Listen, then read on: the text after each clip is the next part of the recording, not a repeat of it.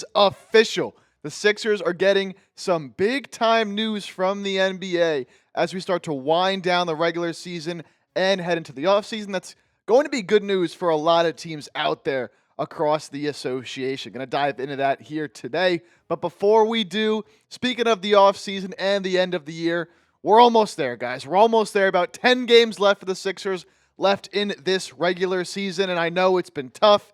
A lot of stuff that we just want to forget and move on and try to be better for next season. And if you're ready for this season to be over and move on to the offseason, move on to next year and try to right some of these wrongs, hit that thumbs up icon, like the video. I know for sure I'm ready to get into the offseason and hope for better things to come in the near future. And hopefully this big news that we're getting from the NBA can be part of fixing some of the things that happened with the Sixers this past season. So if you did not hear, if you missed it, yesterday the NBA officially revealed that there will be a maximum cap increase from this year heading into next year. Now, free agency, of course, beginning on June 30th this season, so that'll be the time to really take note of this salary cap increase. And along with the increase, the first and second apron are increasing as well, which is, of course, big time when it comes to roster construction.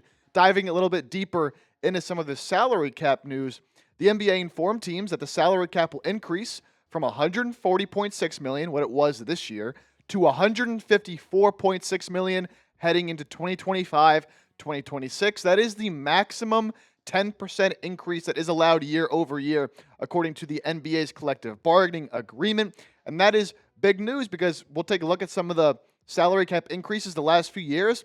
Hasn't gone up by that maximum amount all too often, along with, of course, the base salary cap number going up, the luxury tax is increasing by about $17 million, and then the first and second apron going up as well. First apron going from 178 to about 196, and the second apron going up from about 189 to just under $208 million. Now, as of this point, the Sixers are projected to be about $15 million over the cap. In fact, despite this increase, the Brooklyn Nets are the only team that's projected to have over $50 million in salary cap space. Them and the Pistons are really the only two teams that have any salary cap space at all under that figure, despite the increase. But it's not just the salary cap number that's so impactful for the Sixers, and we'll get there in a second. But as I mentioned, when you look at the salary cap year by year, the reason that this is so big that the projections came in what they said they were going to be, because the NBA did say like that 154 number was the projected number, but we don't always get up to those projections. Going back to 2015, just 10 years ago, NBA salary cap was $70 million. The following year, we had an explosion in the salary cap. Goes up by almost 35%. That's when Kevin Durant signs with the Warriors, and everyone's in an uproar. So the NBA puts into place in the new CBA that the salary cap can only go up by 10% every year. And then we see incremental increases the next few years, up 5%, 3%, 7%. Then COVID happens, and the salary cap does not change at all. And then over the past couple of years, we have started to see some of those 10% increases. But again, why this is so important for this season, if you go back to last offseason, the salary cap only went up 3.3%, way under that 10% mark that it had hit the previous 2 years. So although the projections were saying that we were going to hit that number this year, it had not been confirmed until now.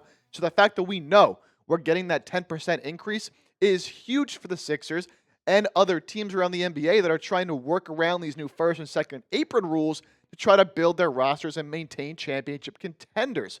Bobby Marks was the one who reported the original increase in cap space, and Bobby Marks is a salary cap guru. Anything you want to know about the NBA and their strange financial rules, Bobby Marks always has it down. So a great follow over on Twitter if you don't already. But Bobby Marks talked a little bit about as well the apron. And this is really where it pertains to the Sixers getting very good news.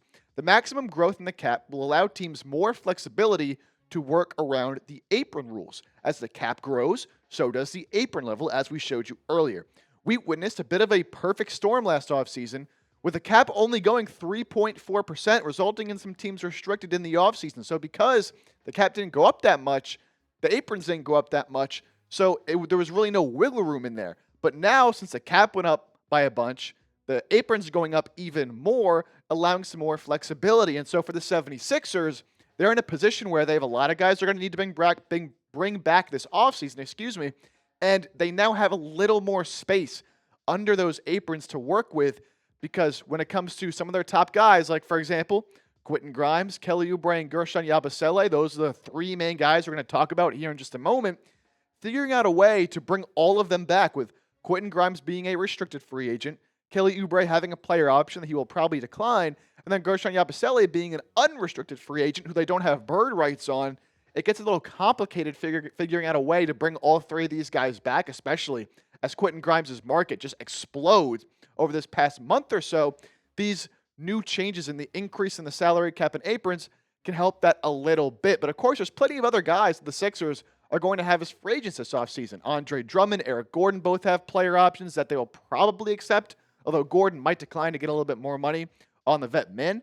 Kyle Lowry will be an unrestricted free agent. We'll see if he ends up retiring or if he wants to come back to Philadelphia for one more season. Lonnie Walker, who was playing decent basketball before suffering a concussion, hasn't played since, on a team option. We'll see what they want to do there. I would like to see Jared Butler back. He has a team option. I think he's done some decent things. Stick around as a reserve point guard. Justin Edwards with a team option. No doubt he'll be back with the squad. Jeff Dowden, a restricted free agent. He's a Nick Nurse guy. But I kind of like Jared Butler a little bit better. We'll see what they do there. And then Jalen Hood-Schifino as well, a restricted free agent. Not so sure he will be back as we head into next season. So again, why this matters so much for Philadelphia, as I alluded to earlier, has to do with Kelly Oubre, Guerschon Yabusele, and Quentin Grimes. Done a video on this before, but I wanted to bring this back up now that we have the official salary cap numbers. So in order to bring back Guerschon Yabusele, he is an unrestricted free agent, meaning the Sixers cannot go over the salary cap to re-sign him because they don't have his bird rights, because he's only been with the team for one season. And of course, the Sixers are already going to be over the salary cap with the contracts of Joel Embiid, Paul George, Tyrese Maxey. You add in Jared McCain in there. Of course, they could maybe trade away at Paul George, but where we sit right now, they'll be over that salary cap. So the only way to bring back Guerschon Yabusele is to use an exception on him. There are a couple of different exceptions at different money amounts, but anytime you use one of the exceptions, either the non-taxpayer or the taxpayer, it hard caps you at those apron levels. What that means is, if you use one of the exceptions, you cannot go over the first apron, no matter what. Doesn't matter if the Sixers have the ability to match a Quentin Grimes contract. If they use the exception on Yabusele, they cannot go over that apron level, and that's why it's so important that those aprons did rise, because it gives the Sixers more flexibility to use one of the exceptions on Yabusele and then still bring back somebody like a Quentin Grimes or a Kelly Oubre. So when you have these apron rules, there's less flexibility to bring them all back because you get hard capped. But now with them rising a little bit, it does open up the door just a tick to be able to get all these guys back in there.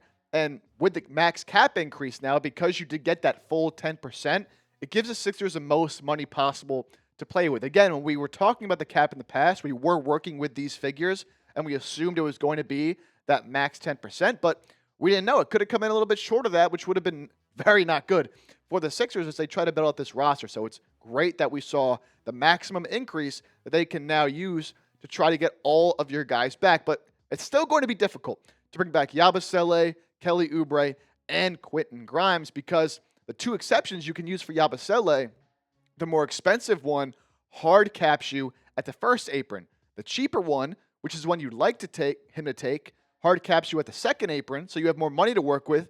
But is Yabusele going to take less money just to play for one more year on a discount, or is he going to want to cash in with a team that gives him a multi-year salary? We'll see. And then you have Quentin Grimes, who, shoot, he could get $20, $25 million out there in free agency if a team like the Nets offers him a big deal, leaving the Sixers a tough choice. And then, of course, you also have Kelly Oubre, who's going to need to be paid as well. And they really only have about 30 to 35 million, maybe close to 40 to work with to bring all these guys back. So it's going to be difficult. But look, that's what Daryl Morey's job is to make these difficult decisions and get the job done. Look, Daryl Morey, he's had his ups, he's had his downs. Right now, I go through the comments. I know a lot of you are not happy with Daryl Morey, and you want to see him fired, quite frankly. I don't think it's gotten to that point just yet, but I do think Daryl Morey's seat is a little bit hot, and what he does this offseason to remedy what he failed to do last offseason is going to be very important for him and his long-term job security with the Sixers, because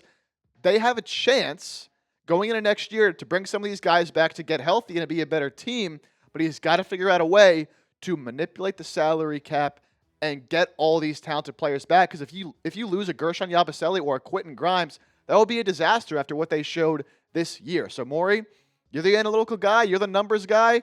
You know, Howie Roseman over with the Eagles does a great job at manipulating the salary cap and finding ways to keep talented guys around. Daryl Morey, it's your time now. Prove yourself.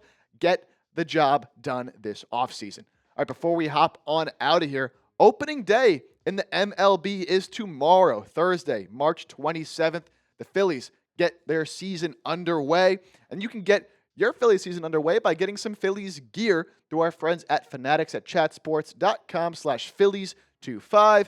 You can get jerseys, shirts, hoodies, hats, memorabilia, anything you could possibly want, as we now have another successful Philadelphia sports team that we can watch instead of having to watch this tanking Sixers team here at the end of the year. I'll have that link in the comments section as well as the description of today's video. Again, that is chatsports.com/Phillies25 to get all the Phillies merch you need in preparation for the start of their regular season and hopefully a deep playoff run, because we need it here in Philadelphia. I'll leave you with this before we end today's show. If you were Daryl Morey, out of all the free agents that we have out there for the Sixers, notably Kelly Oubre, Guerschon Yabusele, and Quentin Grimes, who would your number one priority to bring back be? I would probably go with Quentin Grimes because of his age and how well he has played, but let me know down in the comments section.